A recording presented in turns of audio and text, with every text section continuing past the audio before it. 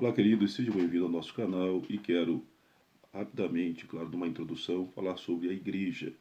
O temário justamente é a igreja, natureza, características e propósitos. Claro que não estarei falando deste assunto em poucos minutos, mas alguns pontos serão importantes, acredito eu. Se eu não falar tudo nessa live, naturalmente eu vou dar continuidade. Uma outra pergunta que é importante, que geralmente é feita pelos teólogos no mundo inteiro, é: de que é feita uma igreja? A segunda pergunta é: como podemos reconhecer uma igreja verdadeira?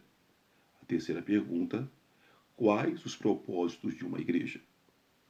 Nesse ponto é importante cada um de nós, como igreja de Deus, entendendo o princípio relacionado à palavra de Deus. Alguns assim definem a igreja é a comunidade de todos os cristãos de todos os tempos. Essa definição compreende que a igreja é feita de todos os verdadeiros salvos. Paulo afirma: Cristo amou a igreja e entregou-se a si mesmo por ela.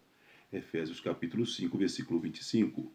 Aqui o termo a igreja é usado para referir-se a todos aqueles pelos quais Cristo morreu para redimir todos os salvos pela morte de Cristo e sua ressurreição. Isso, porém, inclui todos os verdadeiros cristãos de todos os tempos. O plano de Deus para a igreja é tão grande que ele exaltou Cristo a uma posição de suprema autoridade por amor à igreja. Lá em Efésios 1, 22 e 23, assim está escrito: E pôs todas as coisas debaixo dos seus pés, e para ser o cabeça sobre todas as coisas, o deu à igreja, a qual é o seu corpo, a plenitude daquele que a tudo enche em todas as coisas. O propósito da igreja, no caso, quando nós se referimos ao propósito de Jesus Cristo em edificar a igreja, chamando o seu povo para justamente para si mesmo ou a si mesmo, ele prometeu: edificarei a minha igreja. Isso você encontra em Mateus 16, versículo 18.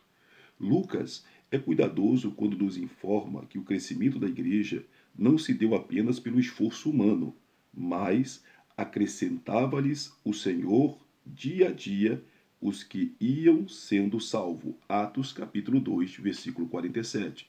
Portanto, há uma cooperação justamente da parte de Deus em relação ao crescimento da igreja.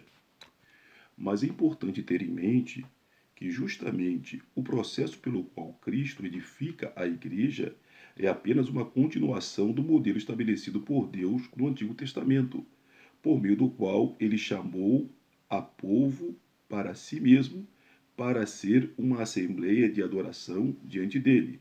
Você constata isso lá em Deuteronômio capítulo 4, versículo 10, quando Moisés diz ao povo que o Senhor havia lhe dito: diz a palavra do Senhor: reúne este povo e eu os fareis ouvir as minhas palavras, a fim de que aprendam a temer-me a todos os dias, para que na terra eles possam viver.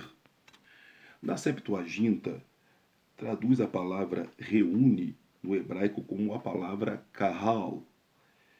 Pelo termo grego, a palavra é ecclesiazon, convocar uma assembleia, verbo cognato do substantivo no Novo Testamento eclesia, igreja, tirados para fora.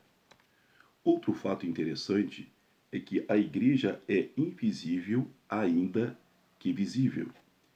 Em sua realidade verdadeiramente espiritual, como a comunidade de todos os cristãos genuínos, a igreja é invisível. Isso se dá porque não podemos ver a condição espiritual do coração de ninguém.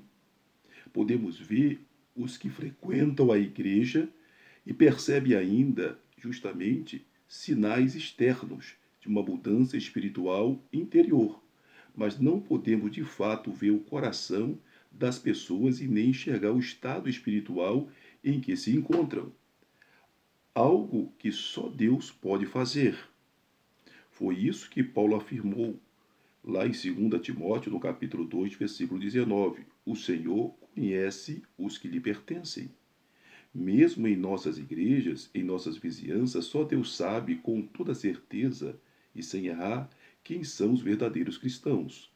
Falando da igreja como invisível, o autor de Hebreus fala da assembleia, literalmente a igreja, dos primogênitos arrolados nos céus. Hebreus capítulo 12, versículo 23. E diz que os cristãos do presente justamente une-se àquela assembleia em adoração. Termino a reflexão sobre as três perguntas que nós começamos de início. De que é feita uma igreja? Pense nisso. Como podemos reconhecer uma igreja verdadeira?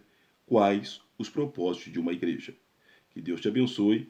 Vamos continuar isso na próxima live. Um forte abraço.